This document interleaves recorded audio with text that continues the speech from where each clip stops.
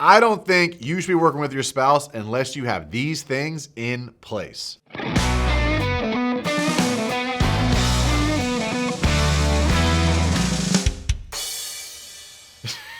A good dance move. If you can't move your shoulders like this, you definitely should not work with your spouse. Hey everybody, I'm Mike Claudio, owner of WinRate Consulting and host of the Big Stud Sales Podcast. Please subscribe. It's probably like right here or right over here somewhere. Just subscribe to the channel so we can continue to grow this and continue to make the impact we are hoping to make on our industry. Look, working with your spouse is a really easy decision very early on in your business because they fill a need, right? You have a need, they're inexpensive, if not free. She just works or he just works for you and fills the gaps, right? That is a terrible way to start a relationship with any partner, whether it's somebody that you're coming to as a business partner or bringing your spouse into your business. What it does is it creates a guaranteed gap in expectations. I see this happen a lot where what the role that person used to fill, they can't keep up anymore. And here's what happens. As your business grows, that person's skill set may not scale with the business and they become less effective at the current business size. And if you're dealing with this, you know exactly what I'm talking about. Maybe that person handled social media, maybe they ran the books, maybe they ran client calls, maybe they ran sales, like incoming, inbound calls, stuff like that. And now that you're bigger, they can't keep up and they didn't really sign up to be your hardest working employee. And so it creates friction. That, I would say in general, I don't think that you should blend spouses with business because then you never get away from each other. Look, I believe very strongly, and you need to have a very strong marriage and raise very awesome children if that's what you're into. I have two wonderful kids. My wife isn't amazing, but she works corporate America. So we can separate and then come back together and enjoy life together and celebrate wins together. But if you're both in the same bucket, if things are going poorly, you're both stressed out, frustrated, which means you can't be the best spouse, you can't be the best parent that you can be, and everything's going great. Yeah, everybody's happy, but that doesn't happen. It's cyclical, it goes up and down. So when you start that relationship, I think you need to have a very specific set of guidelines. What is this person going to be doing for the business? For how long? And when will we reevaluate? Set that date and keep resetting it. I mean, it could be once a year, it could be once a quarter, whatever it is, keep reevaluating. Does it make sense? And is that person happy? Because here's something you may not realize. Your spouse may not want to work with you anymore, but feels like you need them. And you might be on the other side of the room going, I just don't want them around anymore. They're not doing the job. You guys both might be saying the same thing, but afraid to say it to each other. I've seen that a lot.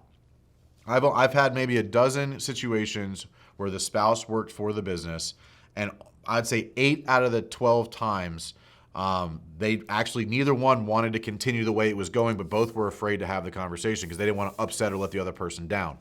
So have the conversation, but I would say here's the role, here's the responsibilities, here's the expectations, here's when we'll reevaluate. If you just do those 4 things, you have a higher success rate in understanding when is the right time to pivot away from it.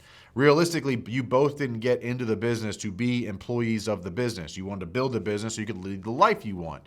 So understanding what the goal is, because if you understand that I'm going to work hard for 1, 3, 5 years so that we can have this life and here's how we're going to get there. If you're just planning on, well, what's the next problem for us to solve? You're both going to be constantly spinning your wheels and not really be able to get the business anywhere. And obviously it'll affect your marriage. So in general, have the conversation, set proper expectations, set a checkpoint to say, here's we're going to reevaluate, open, honest feedback, and be willing to hear what the other person has to say.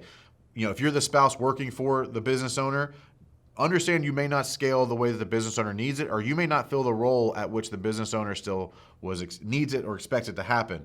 As a business owner, understand that your spouse that's working for you may not still enjoy the job. It may not be what they thought it was going to be. It may have molded and adjusted over time. So if you don't have those regular conversations to stay on the same page, you're going to grow apart and you're going to build resentment. And that's just a really bad way to just lead your life, because then you never get away from it. You're dealing with it at work, you're dealing with it at home, you're dealing with it on the weekends, and you just become a very tired and frustrated person. So my first suggestion would be avoid it if possible, but if you absolutely have to have that person working with you or for you, make sure you set proper expectations about the role, the responsibilities, what you expect to be completed and by when, and then when will you do a check-in to make sure that they're still operating and happy and you're still happy and everything's still going smoothly. Because You might be checking in with your regular employees all the time, but never check in with your spouse, and that person might not be happy. And it's your job to make all of your employees happy, regardless of their role in your life.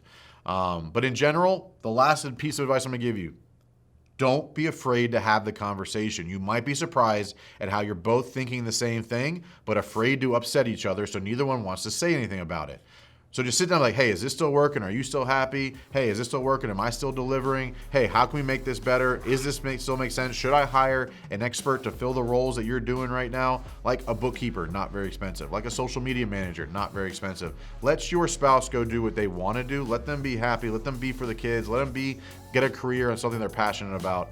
But ultimately, don't be afraid to have the conversation. So if you need to do it, set expectations, set accountability, set check-ins, and along the way, don't be afraid to bring up frustrations and challenges, because you would do it with any other employee, and if you're the employee, you do it with any other boss. Don't be afraid to do it with your spouse so that you can protect your marriage, protect your life, protect what you guys committed to each other, so that over time, you can grow the business and your relationship so that you can be happy and winning fast and winning often.